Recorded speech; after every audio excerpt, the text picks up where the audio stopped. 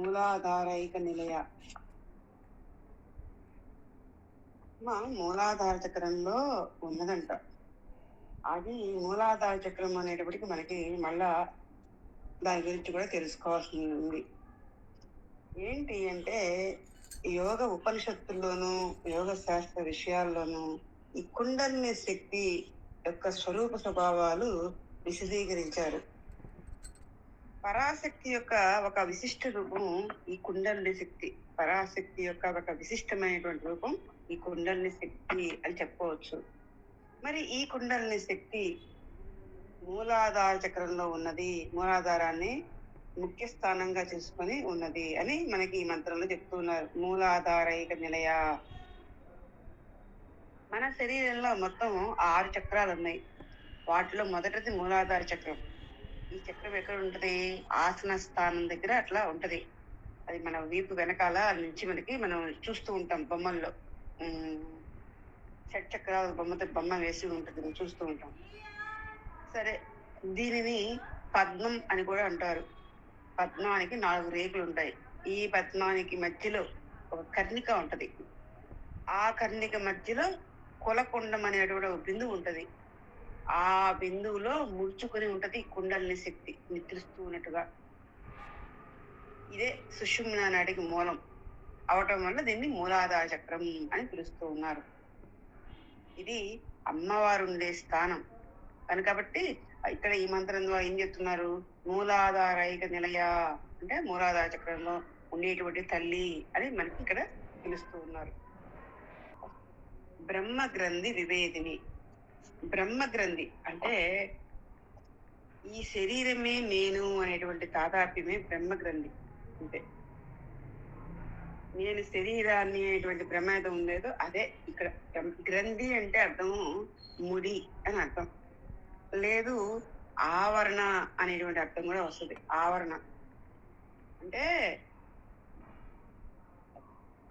చాలా మంది, అందరికీ దేహము నేను అనేటువంటి భ్రమ ఉంది. అందరికీ భ్రమ కాదు, భావన అందరికీ ఉంది.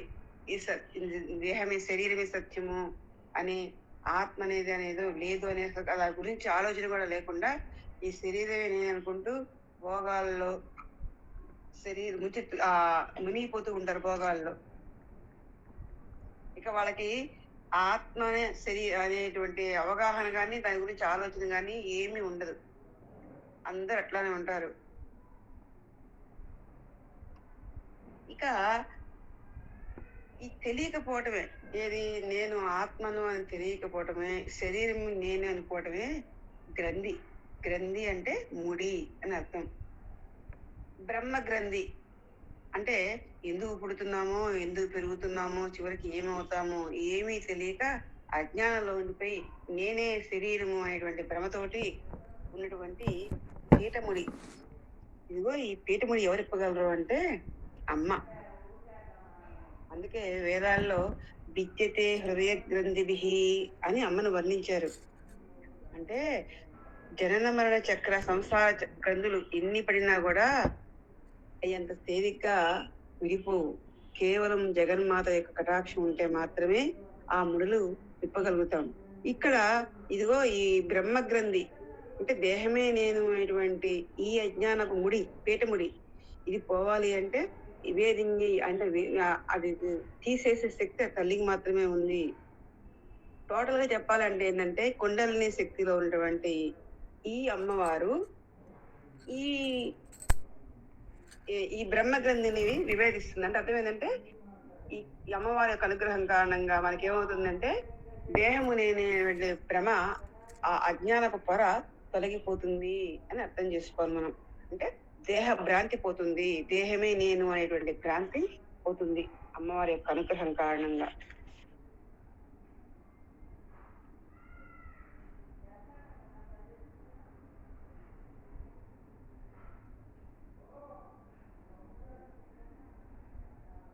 ఇక మనకి యోగ శాస్త్రాల్లో చెప్పారు మూలబంధము, ఉద్యాన బంధము, జాలంధర బంధము అంటూ ఈ ప్రాణాయామం చేసేటువంటి వాళ్ళు ఈ ఈ బంధనాల ద్వారా లోపల అగ్ని సృష్టిస్తారు. ఆ అగ్ని కారణంగా ఈ కుండలిని శక్తి కదలిక వస్తుంది. ఆ కదలిక కారణంగా అది మెల్లిగా స్వాదిష్టానానికి చేరి అక్కడి నుంచి అక్కడ ఉన్నటువంటి ఆ బ్రహ్మగంధిని ఛేదించుకొని పైకి వెళ్తుంది. ఛేదించుకుని అర్థమేం లేదు, దాటి పైకి వెళ్తుంది. ఏది కుండలిని శక్తి. మామూలుగా అయితే కనుక అక్కడ ఆగిపోతుంది, ఎందుకంటే అక్కడ ఆవరణ ఉంది. హడ్డిల్స్ అనమాట. ఆ గ్రంథి అనేది కుండలిని పైకి వెళ్ళకుండా ఆపేటటువంటి హడ్డిల్. దాన్ని దాటి పైకి వెళ్తుంది అమ్మ. అమ్మ అమ్మ అంటే కుండలిని శక్తి. ఇదే మనకి బ్రహ్మగ్రంథి వివేదిని అని చెప్పుకోవచ్చు. బ్రహ్మగ్రంథి అంటే మనం చెప్పుకున్నాం ఏమని, దేహమే నేను అనేటువంటి సాధాత్మ్యం. అది అక్కడి నుంచి అమ్మ అనుగ్రహం ద్వారా కారణంగా ఆ భ్రాంతి తొలగి ముందుకెళ్తాం. అది ఈ విధంగా తెలుసుకోవాలి మనం. ఇక్కడ ఆ గ్రంథి ఉంటే ఏమవుతుంది, ఆ గ్రంథి కారణంగా ఏమవుతుంది, ఆ కుండలిని శక్తి ఊర్ధ్వముఖంగా వెళ్ళడానికి అడ్డుపడుతూ ఉంటది అనమాట ఆ గ్రంథి. మణిపూరాంతరుదిత అంటే మన చక్రంలో మన దేహంలో 6 షట్చక్రాలు ఉన్నాయి. మణిపూరక చక్రం అనేదేమో ఒకటి. దీని లోపల అమ్మ ఆవిర్భవించింది అని ఈ మంత్రం యొక్క అర్థం. ఈ మణిపూరక చక్రానికి అధిష్టాన దేవత ఎవరు అంటే విష్ణువు. ఇక ఈ మణిపూరక చక్రంలో 10 దళాలు ఉంటాయి. 10 దళాలతోటి పద్మం ఉంటుంది. 10 దళాలతోటి పద్మం ఉంటది. అది రత్నాలతో అలంకరించబడి ఉంటది. అందులో అమ్మవారే విష్ణు స్వరూపిణిగా ఉండి లోకాలని పోషిస్తూ ఉంటుంది. అది ఇక లోకంలో ఈ సత్వరజ తమో గుణాల కారణంగా కొంతమంది అహంకారంతో, హింసలతోటి, అధర్మంతో ప్రవర్తిస్తూ ఉంటారు. మరి అమ్మ విష్ణు స్వరూపిణిగా ఈ మణిపూర చక్రంలో ఉంది కదా, మణిపూరాంతర రుదిత చెప్తున్నాం కాబట్టి అమ్మ విష్ణు స్వరూపిణిగా అక్కడ ఉదయించి లోకంలోని దుష్టత్వాన్ని తొలగిస్తుంది, ప్రజల్ని పోషిస్తుంది అని లోకపరంగా మనలో అయితే మాత్రం హింస, అధర్మం అలాంటివి పోయి సరైన మార్గంలో మనం నడిపేటువంటి శక్తి. ఆహారాదులతో మనకు కష్టం లేకుండా మనం రక్షించేటువంటి శక్తి ఈ మణిపూరాంతరిత అనే మంత్రం ద్వారా మనం తెలుసుకోవాలి. అంటే అమ్మ విష్ణు స్వరూపిణిగా ఈ చక్రంలో అధిష్ఠించి ఉన్నది. మనలో హింసా ప్రవృత్తుల్ని, అహంకారాలు ఇలాంటి వాటిని, అధర్మాలు ఇలాంటి వాటిని తొలగిస్తుంది. మనకి సరైనటువంటి ఆహారం ద్వారా శక్తిని మనం పొందే విధంగా మనకి ఈ స్థానంలో ఉండి అమ్మ అందిస్తుంది. మణిపూరాంతర్జిత విష్ణుగ్రంథి వివేదిని అంటే అమ్మ మణిపూరక చక్రంలో ఆవిర్భవించింది కదా, ఒక మహత్ కార్యానికి ఊరుకుంటుంది. ఏంటి అంటే విష్ణు గ్రంథి వివేదిని. అంటే ఈ మణిపూరక చక్రం పైన ఒక గ్రంథి ఉంది, అదే విష్ణు గ్రంథి. ఈ గ్రంథిని ఛేదిస్తుంది అమ్మ, భేదిస్తుంది. అంటే ఏం అర్థం చేసుకోవాలి అంటే సూక్ష్మదేహ భావాన్ని తొలగిస్తుంది. ఇందాక బ్రహ్మగ్రంథి వివేదిని చెప్పుకున్నాం. బ్రహ్మగ్రంథి వివేదినుకున్నప్పుడు ఏంటి, దేహ తాదాప్యాన్ని వదిలించుకోవటం, అంటే దేహమే నేను అనేటువంటి భావన పోవటం కోసం బ్రహ్మగ్రంథి వివేదిని మనం దాటితే, కుండలిని శక్తి బ్రహ్మగ్రంథి వివేదిని దాటిందనుకో, అప్పుడు దేహమే నేను అనేటువంటి భావన పోయింది. ఇప్పుడు విష్ణుగ్రంథి వివేదిని, విష్ణుగ్రంథి ఇదిగో మణిపూరక చక్రం పైనటువంటి ఆ విష్ణు గ్రంథిని దాటిందనుకో ఈ కుండలిని శక్తి, అప్పుడు ఏమవుతుంది అంటే సూక్ష్మదేహ అతీతంగా వెళ్తాం, సూక్ష్మదేహానికి అతీతంగా వెళ్తాం. అంటే విష్ణు గ్రంథిని భేదించింది అంటే అర్థం ఏంటంటే శరీరంలో ఉన్నటువంటి 5 కోశాలు, ఈ 5 కోశాలకు అతీతమైనటువంటి ఆత్మను అనేటువంటి భావన మీకు రావటానికి, ఆ జ్ఞానం కలగటానికి ఇదిగో ఈ విష్ణుగ్రంథి విష్ణుగ్రంథిని అతీతంగా వెళ్తే మాత్రం అప్పుడు మీకు అది అర్థమవుతుంది. నేను ఈ పంచకోశాలకు అతీతంగా ఉన్నటువంటి సుఖస్వరూపమైనటువంటి ఆత్మను, నిర్వికారంగా ఉండేటువంటి ఆత్మను అన్న విషయం అప్పుడు తెలుస్తుంది. ఇట్లా ఉమ్, ఈ ఈ విధంగా జరగడం ద్వారా అంటే అమ్మ యొక్క కుండలి శక్తి ఆ విష్ణు గ్రంథిని భేదిస్తూ పైకి వెళ్ళినప్పుడు ఏమవుతుంది అంటే మీకు వస్తు వ్యామోహం నశిస్తుంది, వస్తువుల మీద వ్యామోహం నశిస్తుంది. శరీరంతో పాటు ఆత్మను ఆధ్యాత్మిక భావంతో ఎలా పోషించాలో తెలుస్తుంది. అంటే ఏంటంటే ఇదిగో ఈ దేహము పంచభూతాత్మకమైన పంచకోశాలు ఉన్నాయి, పంచకోశాల ద్వారా ఈ దేహం ఇట్లా ఉంది, ఆత్మ పంచకోశ అతీతమైనటువంటిది అన్న ఈ విషయాలన్నీ కూడా మీకు ఈ విష్ణు గ్రంథిని భేదిస్తూ ముందుకెళ్ళడం ద్వారా మీకు ఇలాంటి భావనలన్నీ కూడా మీ మనసులో మీ బుద్ధిలో నిలుస్తాయి అన్నమాట. అది నిలవాలి అంటే ఆ పని చేసేది ఎవరు అంటే అమ్మ. అందుకని ఇక్కడ అమ్మని విష్ణు గ్రంథి విభేదిని అని చెప్తూ ఉన్నారు. ఆజ్ఞాచక్రాంతరాళస్థ. ఆజ్ఞాచక్రాంతరాళస్థ అంటే ఆ తర్వాత అనాహత చక్రం, అనాహత చక్రాన్ని విశుద్ధ చక్రాన్ని క్రమేపి ఆజ్ఞా చక్రానికి చేరుతుంది అమ్మ యొక్క కుండలి శక్తి. అందుకే అక్కడ ఉన్నట్టుగా ఆజ్ఞా చక్రాంతరాళ స్థాయి నమః. మనం మన శరీరంలో షట్చక్రాలు ఉన్నాయని చెప్పుకున్నాం. మొదటిది మూలాధారము, అది బుధ స్థానంలో ఉంటుంది. దానిపైన 2 అంగుళాల పైన స్వాదిష్టాన చక్రం, అది లింగ స్థానంలో ఉంటుందని చెప్పుకున్నాం. తర్వాత మణిపూరకం, ఇది బొడ్డు దగ్గర ఉంటుంది.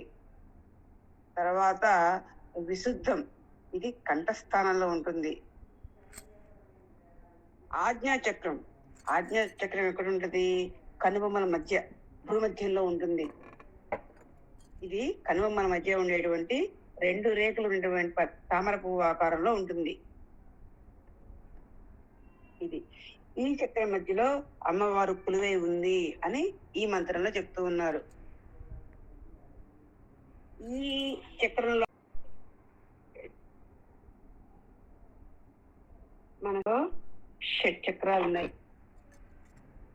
అని చెప్పుకుంటూ ఉన్నాం. మొదటిది మూలాధార చక్రం, అది కుదస్థానంలో ఉంటుంది. అది 2 అంగుళాల పైన, దాని మూలాధార చక్రానికి 2 అంగుళాల పైన స్వాదిష్టాన చక్రం, అది లింగ స్థానంలో ఉంటుంది. తర్వాత మణిపూరక చక్రం, ఇది బొడ్డు స్థానంలో ఉంటుంది. ఆ తర్వాత అనాహత చక్రం, అనాహత చక్రం హృదయ స్థానానికి కొద్దిగా కిందకు ఉంటుంది. ఇక తర్వాత విశుద్ధ చక్రం, ఇది కంఠస్థానంలో ఉంటుంది. ఆ తర్వాత ఆజ్ఞా చక్రం, ఆజ్ఞా చక్రం ఏమో ఈ కనుబొమ్మల మధ్య భ్రూమధ్యంలో ఉంటుందన్నమాట. ఈ భ్రూమధ్యంలో ఉన్నటువంటి ఈ 2 రేకులు కలిగినటువంటి ఈ తామర పువ్వు ఆకారంగా ఉంటది. ఇక్కడ అమ్మ ఉన్నది అని చెప్పని మనకి ఇక్కడ చెప్తూ ఉన్నారు. ఆజ్ఞా చక్రంలో అమ్మవారు కొలువై ఉంది అని చెప్తూ ఉన్నారు. ఇక దీనికి మనం ఎట్లా చెప్పుకోవాలంటే, మనకి ఏ పని చేయాలన్నా ముందు ఏకాగ్రత ముఖ్యం. మానవుల మనస్సు చంచలం, దేని మీద కూడా ఎక్కువసేపు నిలబడదు కదా.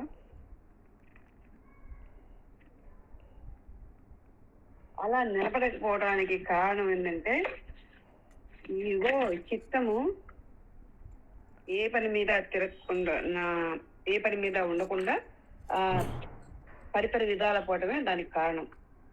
అదే పరిపరి విధాల పోవడానికి, ఇలా కావడానికి కారణం ఏంటంటే ఏకాగ్రత లేకపోవటం, మనకు పరిపరి విధాల పోవటం. ఇది పోవాలి అంటే మనో అనుగ్రహంతో కూడినటువంటి ఏకాగ్రత కలగాలి. ఏకాగ్రత జ్ఞానం వల్ల వస్తుంది. ఆ జ్ఞానమే ఇదిగో ఆజ్ఞా చక్రంలో ఉన్నటువంటి ఆ తల్లి ఆజ్ఞా చక్రాంతరాళస్థ. ఇది ఎలా లభిస్తుందో కూడా మనకి శాస్త్రాలు చెప్తూ ఉన్నాయి. ఎవరైతే గురువులను ఆశ్రయించి గురు పాదాల దగ్గర ఎవరైతే కూర్చుంటారో వారి యొక్క మనస్సు చంచలం కాకుండా పరిపరి విధాలా పోకుండా ఏకాగ్రతతోటి నిలవగలుగుతుంది అని ఇంత ముందు కూడా సందర్భాలు చెప్పుకున్నాం. అలా ఇక్కడ సద్గురువును పట్టుకొని వారిని సేవిస్తూ ఉంటే మనలో ఉన్నటువంటి దురభిమానము చంచలత్వము పోయి నిశ్చలత్వం వస్తుంది. అలా లభించే చోటు ఎక్కడ అంటే ఆజ్ఞా చక్రం. ఆజ్ఞాచక్రంలో ఇక్కడ అమ్మ ఉందని చెప్పారు కదా, అమ్మని ఇప్పుడు మనం గురువుగా కూడా చెప్పుకోవచ్చు. గురువుని ఆశ్రయిస్తే నిశ్చలత్వం వస్తుంది కదా. ఇప్పుడు ఆజ్ఞాచక్రంలో అమ్మ ఉంది కాబట్టి అమ్మ ఈజ్ ఈక్వల్ టు గురువు. ఎప్పుడైతే అమ్మని ఆశ్రయించామో అప్పుడు మీ యొక్క దురభిమానం పోతుంది, చంచలత్వం పోతుంది, నిశ్చలత్వం వస్తుంది, ఏకాగ్రత వస్తుంది. ఇలా ఎవరైతే అమ్మని గురువుని వేరు కాదు, ఇద్దరు ఒకటే అని ఇద్దరు ఒకటే అనేటువంటి సాధనని అనే భావాన్ని స్వీకరించాలి అని చెప్పి మనకి ఈ మంత్రం ద్వారా తెలియజేస్తూ ఉన్నారు. సాధకుడు అనేటువంటి వాడు ఆ పరమాత్మని గురువు ఇద్దరు ఒకటే అనే భావన కలిగి ఉండాలి అని ఇంత ముందు మనం కూడా చెప్పుకున్నాం. అదే ఇక్కడ కూడా తెలియజేస్తూ ఉన్నారు. ఎవరైతే ఇట్లా భేదాన్ని పాటిస్తాడో, అంటే గురువుని పరమాత్మని ఇద్దరు వేరు వేరు అనేటువంటి భేదాన్ని పాటిస్తారో వాడు 1000 జన్మలు కుక్కగా పుడతాడు అని చెప్పని శాస్త్రంలో ఉందంట. కాబట్టి గురువు సాక్షాత్తు పరబ్రహ్మ. ఇక్కడ ఆజ్ఞాచక్రంలో తల్లి ఉన్నది, తల్లి పరబ్రహ్మ స్వరూపిణి కదా. కాబట్టి ఆ గురు రూపంలో అక్కడ ఉండి తల్లి మనకి మనోనిశ్చలత్వాన్ని, ఏకాగ్రతని, దురభిమానాన్ని పోగొట్టి ఆ రెండు కలగజేస్తుంది అని మనం ఎప్పుడైతే నిశ్చలత్వం ఏకాగ్రత వస్తుందో అప్పుడు జ్ఞానం సరిగా నిలవగలుగుద్ది మీ యొక్క స్థితిలో. అదే ఇక్కడ మనకి ఈ చక్రం ద్వారా మనకు తెలియజేస్తుంది. కాబట్టి ఆజ్ఞాచక్రాంతరాళస్థ అంటే ఆజ్ఞాచక్రం మధ్యలో తల్లి ఉన్నది అని మనకి ఇక్కడ తెలియజేస్తూ ఉన్నారు. రుద్రగ్రంథి విభేదించి అంటే అమ్మవారు రుద్రగ్రంథిని భేదిస్తుందంట. రుద్రగ్రంథి అంటే కారణదేహం. అది మనిషికి 3 దేహాలు ఉంటాయి కదా, స్థూలదేహం, సూక్ష్మదేహం, కారణదేహం. స్థూల దేహానికి సంబంధించి బ్రహ్మగ్రంథి విభేది చెప్పుకున్నాము. సూక్ష్మదేహానికి సంబంధించి విష్ణుగ్రంథి విభేదిని చెప్పుకున్నాము. ఇదిగో ఈ కారణదేహం పోతే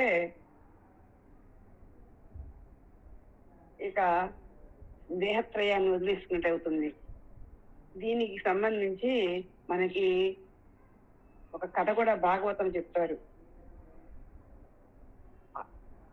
అఘాసురుడు అనేటువంటి రాక్షసుడు పెద్ద పాము రూపంలో వచ్చి అందరినీ మింగేస్తాడు. ఎవరిని? అడవిలో ఉన్నటువంటి కృష్ణుని పక్కన ఉన్నటువంటి గోపాలకులని, ఆవులని అన్నిటినీ మింగేస్తాడు. కృష్ణయ్య చూసి దాన్ని సంహరించి దాని లోపల అప్పటికే వాళ్ళంతా ఉడికిపోయారు. అంటే శరీరంలోని వేడికి ఆ పాము, పెద్ద పాము, కొండ చిలువు లాగా ఉంటారు, పెద్దది అనమాట. అది దాని శరీరం లోపల ఉడికిపోయారు వాళ్ళు. అయితే అప్పటికి అయినా సరే కృష్ణయ్య వాళ్ళందరినీ బయటికి తీసుకొచ్చి తన చూపులతోనే వాటిని బతికిచ్చాడు. బ్రహ్మదేవుడికి ఆశ్చర్యపోయాడు. పైన ఉన్న బ్రహ్మదేవుడు ఇది చూసి అంత ఆశ్చర్యపోయి వీడిని ఎలా బతికిచ్చాడో, నేను కదా ప్రాణాలు పోయాల్సింది, అందరికీ ప్రాణాలు ఇవ్వాల్సింది నేను కదా, సృష్టి చేయాల్సింది నేను కదా, మరి ఈయన ఎలా చేస్తాడు అని ఆయన అతిశయించి ఆ బాలులని, ఆ ఆవులని మొత్తం తీసుకెళ్లి గుహలో పెట్టి వాళ్ళకి నిద్రా మంత్రం వేశాడు. వాళ్ళంతా నిద్రపోయేట్టుగా పడిపోయారు. ఇప్పుడు కృష్ణయ్య వచ్చి చూస్తే మళ్ళా గోపాలు కూడా లేరు, ఆవులు దూడలు అవి కూడా లేవు. అందుకని ఆయన ఏం చేస్తాడు, అందరి రూపాన్ని తానే ధరించి మళ్ళీ యథావిధిగా అందరి ఇంటికి వెళ్ళిపోతారు. తర్వాత బ్రహ్మదేవుడు మళ్ళా వచ్చి చూస్తాడు. కృష్ణయ్య యొక్క లీలను చూసి ఆశ్చర్యపోయి సంవత్సరం తర్వాత, మన లెక్కలు అనమాట, సంవత్సరం తర్వాత ఆ బ్రహ్మదేవుడి కనువిప్పు కలిగిందనమాట. మళ్ళా తీసుకొచ్చి ఆ ఆవుల్ని, ఆ గోపాలని కృష్ణయ్యకి అప్పగిస్తాడు. కృష్ణయ్య మన తన యొక్క లీలని ఉపసంహరించుకుంటాడు. అంటే ఏదైనా ఒక పని, ఆ పని కోసం తాత్కాలికంగా దేహాన్ని మార్చుకోవటమే కారణదేహం అని చెప్తూ ఉన్నారు ఇక్కడ. కానీ ఈ కారణదేహం నేను కాదు, ఈ కారణదేహం నేను కాదు. అట్లా అవునని భ్రమించడమే రుద్రగ్రంథి. అంటే నేను కాదు అనేది నిజం, ఈ కారణదేహం నేను కాదు అనేది సత్యం. కానీ ఈ కారణదేహమే నేను అనేటువంటి భ్రమలో ఉంటాం. అందుకే అక్కడ రుద్రగ్రంథి అన్నారు. రుద్ర అంటే ఒక కారణ శరీరం అనమాట. రుద్రగ్రంథి అంటే అర్థం ఏంటంటే కారణ శరీరమే నేను అనేటువంటి భ్రమ. ఈ భ్రమ పోవాలి ఇప్పుడు మనకి. అదిగో అది తొలగించే విజ్ఞాన స్వరూపిణిగా అమ్మ ఇక్కడ ఉండి ఏది ఆజ్ఞా చక్రంలో ఉండి ఈ రుద్రగ్రంథి ఈ కారణదేహం నేనటువంటి ఈ భ్రమని తన యొక్క విజ్ఞాన స్వరూపం ద్వారా తొలగిస్తుంది. అంటే దేహమే నేను అనేటువంటి ఆవరణ గ్రంథి, అది బ్రహ్మ గ్రంథి వివేదినిగా అక్కడ తల్లి ఉన్నది. తర్వాత పంచకోశాలు నేను, లేకపోతే పంచకోశాలతో ఉన్నటువంటి ఈ దేహము, మనసు, ఇంద్రియాలు ఇవన్నీ నేను అనేటువంటి భ్రమ, ఆ భ్రమ పోవడం కోసం తల్లి సూక్ష్మదేహ భ్రాంతి, సూక్ష్మదేహం అన్నమాట. అది నేను అనేటువంటి భ్రాంతిని తొలగిస్తుంది విష్ణు గ్రంథి వివేదినిగా. ఇక్కడ రుద్రగ్రంథి వివేదిని. రుద్రగ్రంథి ఏంటంటే మూలమైనటువంటి కారణ శరీరం, అది నేను అని భ్రమపడుతున్నాం. అలా ఎప్పుడు భ్రమపడ్డామో అప్పుడు జీవుడికి అయిపోతున్నాం మనం. అది నేను అని ఎప్పుడైతే భ్రమపడ్డామో అప్పుడు జీవుడు అయిపోతూ ఉన్నావు. నేను అది అన్నామంటే అక్కడ నీకు ఆవరణ అజ్ఞానం వచ్చేసింది. అదిగో ఆవరణ తొలగించేటువంటి విజ్ఞాన స్వరూపిణియే ఇక్కడ అమ్మగా మనకున్నటువంటి ఆ అజ్ఞానపు పొర తొలగించేది ఎవరంటే తల్లి. అంతే. సహస్రారాంబుజారూఢ అంటే ఆ తర్వాత ఆ శక్తి ఎక్కడి నుంచి ఎక్కడికి వెళ్తుంది? సహస్రార పద్మానికి వెళ్తుంది. అక్కడ చేరుకొని అక్కడ ఉపశాంతి పొందుతుంది. ఈ సహస్రారం ఎక్కడుందంటే శిరస్సుకి పై భాగంలో బ్రహ్మరంధ్రానికి కింద సహస్రార పద్మం ఉంది. ఈ సహస్రార పద్మము 1000 రేకులతో ఉంటుంది. అమ్మ దానిని పొందింది అని ఇక్కడ మంత్రం యొక్క అర్థం.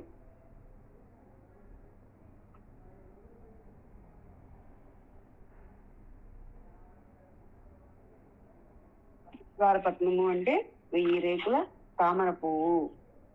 ఇక మన భాషలో యోగ పరిభాషలో చెప్పుకోవాలంటే అనంత కాలచక్రం అని అర్థం.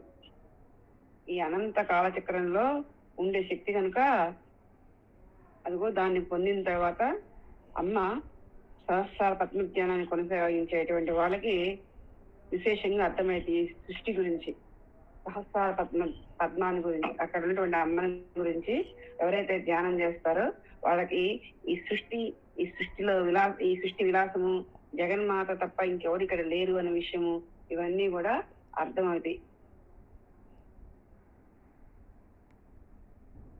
ఇక ఈ సహస్రార చక్రంలో దీనికి సంబంధించిన సంగతి త్రిమూర్తులు కూడా తెలుసుకోలేకపోయారు అని దేవి భాగవతం చెప్తూ ఉన్నారు. అంటే ఏంటంటే అదిగో పరతత్వాన్ని అందుకున్నట్టే, పరతత్వ స్వస్థితిలో నిలిచినట్టే. సహస్రార చక్రంలో ఎప్పుడైతే మీరు నిలిచారు అంటే అర్థం ఏంటంటే ఆ స్థితిలో మీరు అక్కడ చేరుకుంది, మీ కుండలి శక్తి అక్కడ చేరుకుంది అంటే అర్థం ఏంటంటే స్వస్థితిలో నిలిచినట్టు. బ్రహ్మ విష్ణు మహేశ్వరులు కూడా సృష్టి స్థితి లయకారకులే కదా. వాళ్ళు కూడా ఇవో ఈ అమ్మని పూర్తిగా తెలుసుకోలేనటువంటి వాళ్ళు అవుతున్నారు అన్న విషయాన్ని దేవి భాగవతం చెప్తూ ఉంది. శ్రీ మహావిష్ణువు మర్రి ఆకు మీద చిన్న పిల్లవాడుగా ఉన్నప్పుడు ఆయనను నిరాధారమైన ఆకాశంలో ఊయల ఊపినట్లుగా ఊపి ఆ తల్లి సాకింది అని స్వయంగా ఆయనే బ్రహ్మరుద్రాలు చెప్తాడంట. ఒకనొక పురాణంలో చెప్పాడు ఆ విషయాన్ని. అమ్మ తన యొక్క సహస్రార పద్మంలో చేరి తనను శక్తివంతుని చేసింది, సర్వశక్తివంతుని చేసిందని, అందువల్లే అందరికంటే నేను ఉన్నతుని అయ్యాను అని చెప్పని శ్రీ మహావిష్ణువు తెలియజేస్తూ ఉన్నారు. అందుకనే ఈ మంత్రం సర్వోత్కృష్టమైనటువంటి మంత్రం. సహస్రారాంబుజారూఢాయై నమః అంటే సహస్రార చక్రంలో 1000 పద్మరేకులు ఉంటుండే ఆ పద్మంలో తల్లి అట్లా ఉన్నది అని చెప్తూ ఉన్నారు. మరి అక్కడ ఉన్నటువంటి తల్లి అక్కడ ఉందంటే అర్థం అక్కడ ఏంటంటే అనంతమైనటువంటి కాలగమనం, అనంతమైనటువంటి కాలచక్రాన్ని గురించి కానీ, ఈ సృష్టి విలాసం గురించి కానీ, ఈ సృష్టి విశేషాల గురించి కానీ అన్నీ తెలిసేది ఆ తల్లికే. మిగతా వారు ఎవరికి తెలియదు అన్న విషయం మనకి ఈ మంత్రం ద్వారా తెలుస్తుంది. సుధాసారాభివర్షిణి, ఇదిగో అమ్మ సుధాసారాభివర్షిణి అంటే ఏంటంటే ఆ పద్మాన్ని చేరుకున్న తర్వాత, సహస్రారత్నం చేరుకున్న తర్వాత అమృతధార, సుధాసార, సుధా అంటే అమృతం, అమృతధారను ఎడతెరకి లేకుండా కురిపిస్తుందంట తల్లి.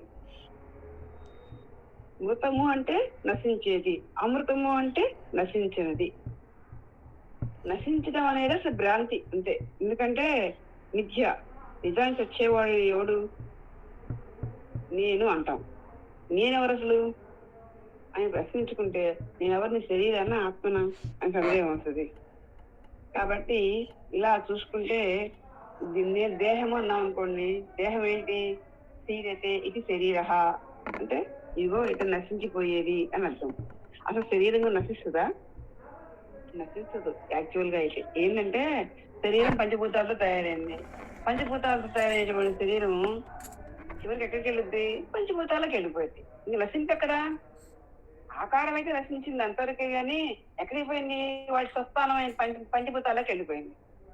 కాబట్టి అసలు నశించిపోయేవి లేవు ఈ సృష్టిలో, కాకపోతే రూపాలు మారుతాయి అంతే. సరే, ఇంతకీ అమ్మవారు ఈ సహస్రారాంబుజారుడ చెప్పుకున్నాం కదా, సహస్ర పద్మంలో ఉన్నటువంటి తల్లి ఏం చేస్తుంది అంటే అనవతరం అంటే నిరాటంకంగా అమృతధారలు కురిపిస్తుంది అని చెప్పి మనకి ఇక్కడ చెప్తూ ఉన్నారు. అమృతధారలను వర్షింపజేసేది తల్లి అని మనకి ఈ మంత్రం ద్వారా తెలియజేస్తున్నారు. అంటే అర్థం ఏంటంటే ఇక నేను జీవుణ్ణి అనేటువంటి భ్రాంతి తొలగిపోతుంది. శాశ్వతంగా అదిగో అమృతంలో ఉండిపోతావు, అంతే కదా. యోగశాస్త్రం ప్రకారం కూడా ఎవరైతే సహస్ర చక్రం దగ్గరికి కుండల చెట్టుని తీసుకెళ్తారో వాళ్ళు ఉండేది యోగస్థితిలో కదా, ఆనందంలోనే కదా ఉండేది. ఈ విషయాన్ని మనకి ఇక్కడ తెలియజేస్తూ ఉన్నారు. సహస్రార తటిల్లత సమరుచ్చే నమః. అమ్మ సహస్రారంలో ఎలా ఉంటుందో మనకి ఇక్కడ చిన్న మాట చెప్తున్నారు. ఎట్లా ఉంటదంటే తటిల్లత, తటిల్లత అంటే మెరుపుతీగ. అమ్మ మెరుపుతీగతో సమానమైన కాంతితో ప్రకాశిస్తూ ఉంటదంట. కొన్ని కోట్ల సంవత్సరాలు తపస్సు చేసిన వారికి కూడా అమ్మవారి దర్శనం అంత తేలిక లభించదు. కానీ తనని భక్తితో కొలిచే వారికి మాత్రం అమ్మ దర్శనం ఇస్తూనే ఉంటది. ఎట్లా ఇస్తుందంటే మెరుపులాగా ఒక క్షణం అట్లా అంతే. ఇది ప్రారంభంలో అట్లా ఉంటది. అది ప్రారంభంలో అమ్మ ఎలా దర్శనం ఇస్తుందంటే మెరుపు కాంతిలాగా. ఇంతకుముందు కూడా మీకు ఒకసారి తెలియజేశారు. ఆత్మానుభూతి పొందినటువంటి వాడు ఎట్లా ఉంటది, ఎట్లా అనుభూతి పొందుతాడు అంటే ఆకాశంలో పిడుగుపడే ముందు మెరుపు వచ్చింది అంతే. అది ఎంతసేపు ఉంటుంది మెరుపు? అట్లా మెరిసిపోతుంది అంతే. అట్లా ఆత్మానుభూతి అనేది అట్లా కలిగిపోతుంది. ఎవరికి? సాధకుడైనటువంటి వాడు, ముక్తి పొందేటువంటి ఆత్మానుభూతి పొందేటువంటి వాడికి. ఇదిగో ఇప్పుడు అందుకని ఇక్కడ అమ్మ ఏం చెప్తున్నారు? మెరుపు వర్ణంతో చెప్తున్నారు. అయితే ఆ మెరుపు తీగ దాన్ని ఆ అనుభూతిని అట్లా నిలుపుకొని ఇంకా ఇంకా సాధన చేస్తే కనుక శాశ్వతంగా అమ్మస్థితిలో చేరిపోతాడు. మొదటిది క్షణికమైనటువంటి ఆనందం, అజ్ఞాన స్థితే. కానీ అది తర్వాత సాధనాపరంగా దాన్ని శాశ్వత ఆనందంగా మార్చుకుంటాడు, జ్ఞాన స్థితిలో ఉండిపోతాడు. రమణ మహర్షి గారు కూడా అంతే కదా. కాబట్టి అమ్మవారు అజ్ఞానం నుంచి జీవిని జ్ఞానానికి తీసుకెళ్లేటువంటి పరమ సాధనం అని మనకి ఈ మంత్రం యొక్క నిగూఢార్థం తెలుసుకోవచ్చు. అదే మనకి మంత్రపుష్పంలో కూడా వస్తుంది, విద్యుల్లేకేవ భాస్వర అని. అంటే నీలమేఘం మధ్యలో మెరుపు తీగలాగా ఉంది అని అర్థం. మనకి పరమాత్మ అంటే శ్రీమాత నీ వారాధ్యాన నీవార ధాన్యం, నీవార సుఖ వత్తన్వి పీతా బసుక్షణూపమా అని చదువుతాం ఇది మంత్రపుష్పంలో. అంటే అమ్మ ఎట్లా ఉంటుందంట, ఆ పసుపు పచ్చని జ్యోతి కాంతిలో ఉంటదంట. ఎక్కడ నీవార ధాన్యం కొలుపు మొలక మీద. ఎట్లా అణువు కంటే అణువు, మహత్తు కంటే మహత్తుగా, అంత సూక్ష్మ స్వరూపుడిగా ఉంటది. మళ్ళా కోటి సూర్యకాంతులతో మెరిసిపోతూ ఉంటుంది ఆ మెరుపు తీగ. అంత సర్వశక్తి స్వరూపిణి తల్లి. అలాంటి తల్లి అమృతాన్ని వర్షించే మేఘంలాగా అఖండమైనటువంటి శక్తికి, అమ్మ యొక్క శక్తి అఖండమైనటువంటి శక్తి. అదిగో ఆ తల్లి యొక్క వర్ణన్ని మనకి ఇక్కడ వర్ణిస్తూ ఉన్నారు. అట్లా మెరుపు తీగలాగా నీవారం మీద నీవార సూతవత్తన్వి పీతాబా చనుపమా అని చెప్పారు. అదిగో తల్లి ఆ కాంతితోటి అక్కడ సర్వశక్తిమంతురాలుగా అక్కడ ఉన్నది. అట్లా అయితే సాధనలో మొదట మెరుపు తీగలాగా అట్లా కనిపించిపోయినప్పటికీ అదే మనం సాధన కొనసాగిస్తే శాశ్వతంగా ఆనందంలో ఉండిపోతాం. అప్పుడు కూడా చెప్పుకున్నాం మనం, ఏంటి ప్రారంభంలో ఎట్లా కనిపిస్తుంది, మేఘంలో మెరుపులా కనిపిస్తుంది. ఆ సాధన కొనసాగించుకుంటూ పోతే తర్వాత ఆ మెరుపు స్థిరంగా ఉండిపోతుంది. ప్రపంచం మెరుపులాగా అట్లా కనిపించిపోయేది. అంటే ఎప్పుడూ ఆత్మస్థితిలోనే ఉంటారు. ఎప్పుడో ఒక క్షణకాలం పాటు ప్రపంచాన్ని చూస్తారు అన్నమాట. ప్రపంచంలో వాళ్ళ శరీరం ఉంది కదా, అందుకని అప్పుడప్పుడు ప్రపంచంలో పరమాత్మను చూస్తానికి దిగొస్తారన్నమాట. ఆ స్థితి నుంచి ఇక్కడ మనకు చెప్తుంది ఏంటంటే మెరుపు తీగలాగా తల్లి ఎదుగో అక్కడ ఉన్నది అని చెప్పని మనకి తెలియజేస్తూ ఉన్నారు. షట్చక్ర పరిసంస్థిత, షట్చక్రాల పైన బ్రహ్మరంధ్రానికి దిగువన అమ్మవారు నివసిస్తుంది. 6 చక్రాలకి పైన అమ్మవారు మహా తేజస్సుతో ఉంటుంది అని చెప్పని ఉపనిషత్తులు అంటూ ఉన్నాయి. మూలాధారము, స్వాధిష్టానము, మణిపూరము, అనాహతము, విశుద్ధ ఆజ్ఞ, ఇవో ఈ షట్చక్రాలు. ఈ షట్చక్రాల్లో అమ్మవారు పరిపూర్ణమైనటువంటి శక్తితో ఉంటుంది. అక్కడ ఉన్నప్పటికీ కూడా శక్తి చాలా స్వల్పము అని, ఆ తల్లిని చుట్టం చాలా కష్టమని, అక్కడ సంపూర్ణ దర్శనం ఇవ్వదు అని, సహస్ర గమనంలో ఉంటే మాత్రం సంపూర్ణ అనుభూతిని, సంపూర్ణమైన రూపాన్ని ఇస్తుందని, అందుకనే అలాంటి శక్తి స్వరూపమే షట్చక్రోపరి సంస్థ అని సంపశాస్త్రం చెప్తుంది.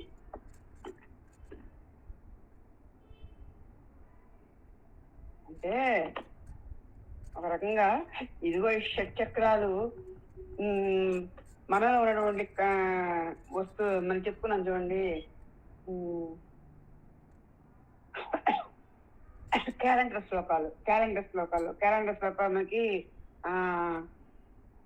జాయతో విషయాన్ పుంసః సంగస్తేషుపజాయతే సంగా సంజాయతే కామః కామాత్ క్రోధో విజాయతే. అంటే అక్కడ ఏమొస్తుందంటే వస్తు ధ్యానం చేస్తే సంఘభావం వస్తుంది, సంఘభావం ద్వారా కామం వస్తుంది, కామం వల్ల క్రోధం వస్తుంది, క్రోధం వల్ల మోహం వస్తుంది, మోహం వస్తే శృతి విభ్రమం. ఇట్లా ఈ 6 నాశనం చేస్తుంది అని చెప్పుకున్నాం. అదిగో వాటన్నిటి నుంచి మనల్ని ఉద్ధరిస్తుంది తల్లి. షట్చక్రోపరి సంస్థిత. ఇదిగో మానవుణ్ణి అద్భుతమైన తేజశాలిగా మార్చేటువంటి శక్తి అమ్మకే ఉంది. అంటే ఈ 6 అవస్థలు దాటి పైన ఉంది అని అర్థం. అంటే అర్థం ఏంటంటే తల్లి ఎటువంటి ప్రాపంచికమైనటువంటి సంఘభావం లేకుండా ఉన్నది. అది 6 అవస్థ దాటితే ఫస్ట్ ఏంది సంఘభావం కదా, ఆ సంఘభావం లేకుండా ఉంది. అంటే అర్థమైన నిర్విషయంగా తల్లి ఉన్నది. ఎక్కడ షట్చక్ర పై భాగంలో. ఎక్కడ పై భాగం అంటే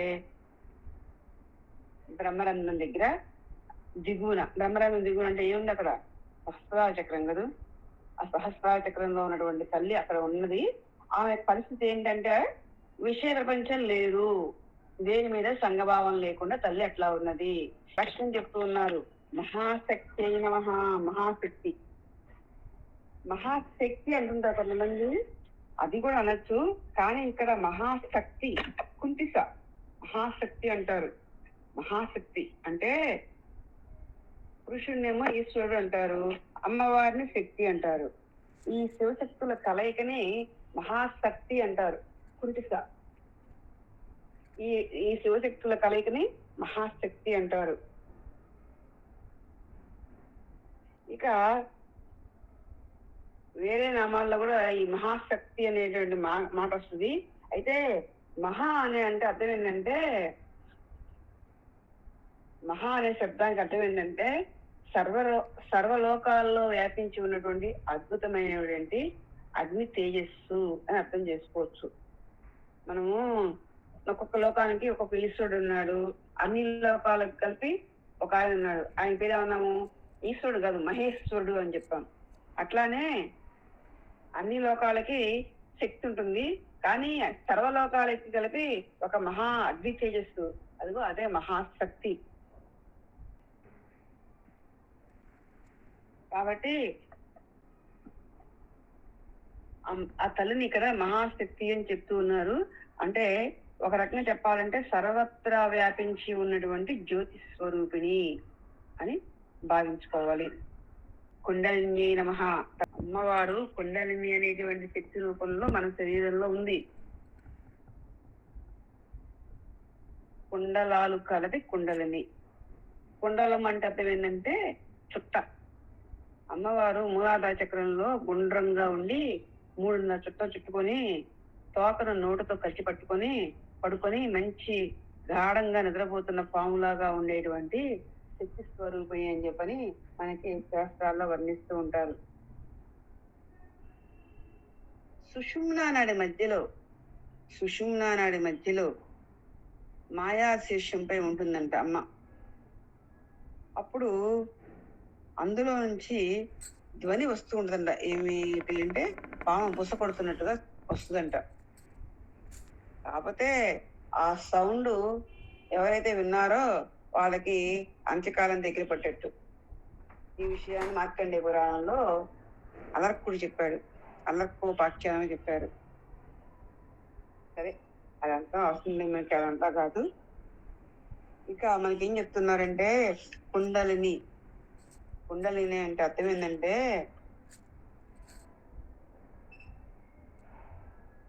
చక్కని సంపంగి పూల వాసనతోటి ఒక దివ్యమైన శక్తి కుండలిని. అది సుషుమ్నా నాడి మధ్యలో ఉన్నది. ఇంకా కొంతమంది చెప్తూ అంటారంటే ఇదిగో ఐం క్లీం సౌహ్ అనే 3 ముక్కోణాలతో ఉన్నటువంటి త్రిభుజం. ఇదిగో ఇది ఇట్లా ఉంటే దాన్ని కుండలిని అంటారంట. అందుకే త్రికోణాంతర దీపిక అంటుంటారు చూడండి. అందుకనేమో అంటే ఇచ్ఛాశక్తి, క్రియాశక్తి, జ్ఞానశక్తి కలయిక కుండలిని అని యోగిని హృదయంలో చెప్తూ ఉన్నారు. ఇక మన ముక్కు రంధ్రాలు కుడి ఎడమ ఇడ పింగళ అనేటువంటి నాడులు ఉన్నాయి. ఇడా నాడి, పింగళ నాడి. అంటే కుడి ముక్కు రంధ్రానికి ఏమో సూర్యనాడి అంటారు, ఎడమ ముక్కు రంధ్రాన్ని ఏమో చంద్రనాడి అంటారు. సూర్యనాడి, చంద్రనాడి, అలానే ఇడానాడి, పింగళ నాడి అంటూ ఉంటారు. ఈ రెండు కూడా ఒకదాన్ని ఒకటి పెనవేసుకుని ఉంటాయి. ఈ రెండింటి మధ్యలో సుషుమ్నా నాడి అనేటువంటి నాడి ఉంది. ఆ నాడి మధ్యలో ఇదిగో ఈ కుండలిని శక్తి ఉన్నది అని యోగ శాస్త్రం చెప్తూ ఉంది. అంటే టోటల్ గా అర్థం ఏంటంటే జీవశక్తి కుండలాఖ్య అంటే ఏంటి అర్థం ఏంటంటే జీవశక్తిని కుండలిని అంటారు. అది మనం చెప్పినటువంటి నిర్వచనం. జీవశక్తిని కుండలిని అంటారు. అది ఎక్కడుంది? సుషుమ్నా నాడి మధ్యలో ఉంది. సుషుమ్నా నాడి ఎక్కడుంది? ఇడా పింగళ నాడి మధ్యలో ఉంది. ఇడా పింగళ నాడులు ఎక్కడున్నాయి? ఇదిగో వెన్నుపూసను ఆశ్రయించుకొని అవి ప్రయాణం చేస్తూ ఉన్నాయి అనే విషయం మీకు తెలుసు. విషతంతుత నీయసి అంటే విషతంతు అంటే తామర తూడులోని దారం. అంటే తామర పూలు చెరువులోంచి తామర పువ్వు కోసుకొచ్చినప్పుడు అది కాడ ఎంత పొడుగు ఉంటుంది, కట్ చేసేస్తారు, పువ్వు మాత్రం పెడతారు. కానీ ఆ కాడలో మధ్యలో చీలిస్తే నారలాగా సన్నటి దారాలు వస్తాయి. కొంతమంది ఆ దారాలను కూడా ఉపయోగిస్తూ ఉంటారు. తామరతూడు దారాలను ఉపయోగిస్తారు. సరే, ఇప్పుడు ఎందుకు చెప్తున్నారంటే, ఆ దారంలాగా చాలా సూక్ష్మంగా ఉంటుంది అమ్మ. ఆ కుండలిని శక్తి రూపంలో అక్కడ ఎక్కడ సుషుమ్నా నాడి మధ్యలో కుండలి శక్తిగా అమ్మ ఉన్నదని చెప్పుకున్నాం కదా. ఎట్లా ఉందంటే, తామర తూడు దారం లాగా ఎంత సన్నగా ఉంటుందో అంత సన్నగా ఉన్నటువంటి నాడిలో ఉందంట తల్లి. ఆ రూపంగా ఉంటదంట. ఇక దానికి ఒక మంత్రం చెప్తున్నారు. వేదంలో ఏం చెప్పారంటే, నామ బిస్తంతు తనీయసి బిసతంతు నిశా శుభా ముఖేన పుచ్చం సంగృహ్య బ్రహ్మరంధ సమన్విత అని వేదంలో చెప్పబడింది. అంటే అర్థం ఏంటంటే, కుండలిని అనబడేటువంటి ఒక దివ్య శక్తి సాం తామర తూడులో దారంలాగా అతి సూక్ష్మంగా ఉంటూ ముఖంతో ముఖంతోటి తోకని కలిసి పట్టుకొని బ్రహ్మ విష్ణు రుద్ర గ్రంథులను ఛేదించి సహస్రార కమలాన్ని చేరి శివుడితో ఆనందిస్తూ ఉంటుంది అని ఈ మంత్రం యొక్క సారాంశం. ఇప్పుడు అమ్మ ఏం చేస్తుంది ఏంది మొత్తం చెప్పారు. ముఖంతో తోకని కరిచి పట్టుకున్న పాములాగా ఉంటది. ఆ పాము ఎంతలా ఉంటది? తామరతూడులోని దారంలాగా అంతలా ఉంటది. ఇక అదేం చేస్తుంది అని చెప్పారు? బ్రహ్మ విష్ణు రుద్ర గ్రంథులని ఛేదించి సహస్రార చక్రం చేరి అక్కడ శివునితో ఆనందిస్తూ ఉంటుంది. అంటే ఈ జీవతత్వం పరమాత్మ తత్వాన్ని చేరి బ్రహ్మానందంలో ఒలలాడుతూ ఉంది అని మనం ఇక్కడ అర్థం చేసుకోవాలి.